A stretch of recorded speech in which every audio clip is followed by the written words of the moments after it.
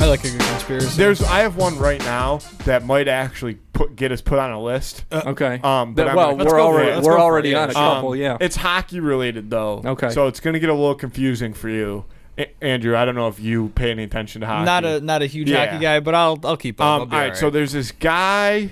All right. I've got to introduce 2 to 3 people here. Okay. There's a guy that plays for the Washington Capitals. His name's Tom Wilson.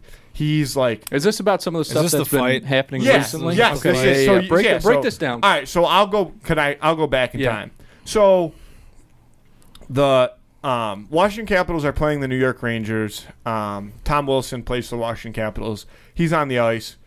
Puck gets covered by the Washington Capitals goaltender. There's a little bit of a scrum going on, and Tom Wilson's kind of known as one of the few tough guys left. Not quite the alpha. There's probably one guy I would say that's tougher than him, but he's probably second in line to holding that title in the National Hockey League. So, but he's also not a bad player. Either way, there's kind of a scrum going on. He gets his wires crossed. There's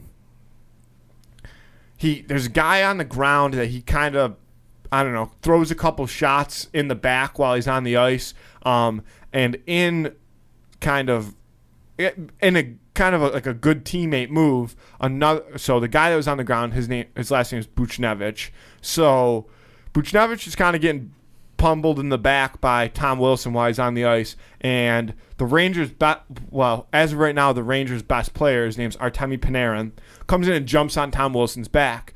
Now, this isn't something that would ever happen previously in hockey, but as like the rules become stricter, these kind of skill players feel a little bit more protected. Mm-hmm. That didn't happen in this case. Tom Wilson got up and went ballistic. He ended up kind of grabbing Panarin by the back of the hair. He's got longer hair, and ripping him straight down to the ice, kind of on his head with no helmet on. It was a pretty dangerous play. I mean, but I don't know. I don't think that it was as bad as a lot of people say they do. People are like, kick him out of the league, blah, blah. I don't agree with any of that. But so he ends up getting a $5,000 fine, which is the max fine that an individual player can get under the collective bargaining agreement.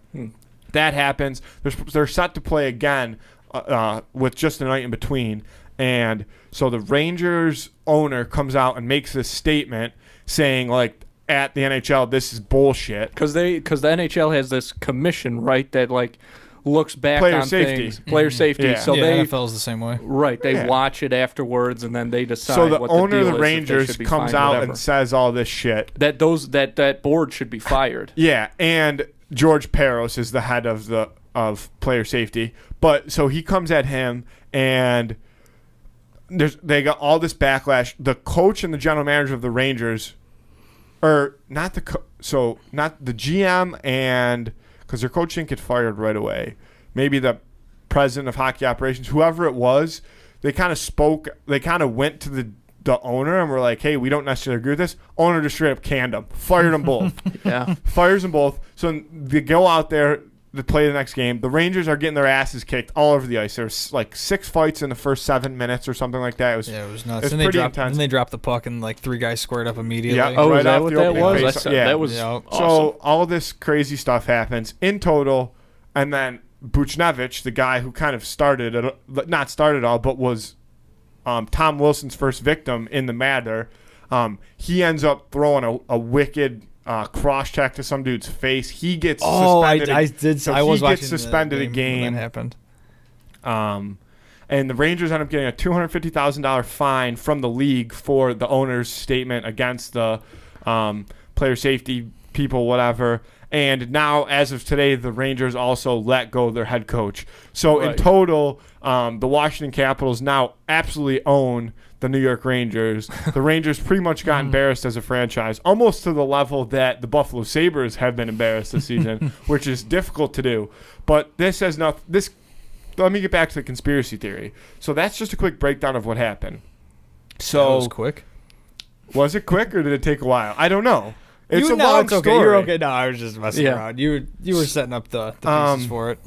So Artemi Panarin, he's Russian. Phenomenal name, Artemi. That's my cousin's name. And he has been one of the few that is fairly outspoken against the Russian government and Vladimir Putin. Wow. And the Russian people do not take this lightly. So there was a bunch of allegations as to like some criminal activity that Russia was claiming that Panarin was involved in, saying that like Russia wanted to come take him back and all this crazy stuff.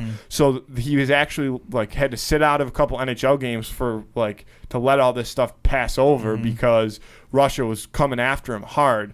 So there's a lot of Russian players on the Washington Capitals, one being Alexander Ovechkin, one of the greatest born Russian players of all time, one of the best goal scorers of all time to ever see the NHL, blah, blah, blah.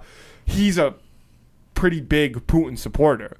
So I came up with a conspiracy theory that Ovechkin actually was paying Tom Wilson to at some point cause a scene when Panarin was on the ice so that Tom Wilson could take a big-time shot at Panarin to like say like, hey, like stop fucking with Russia. So I think that Russia's actually behind the whole incident that caused all of this chaos in the NHL.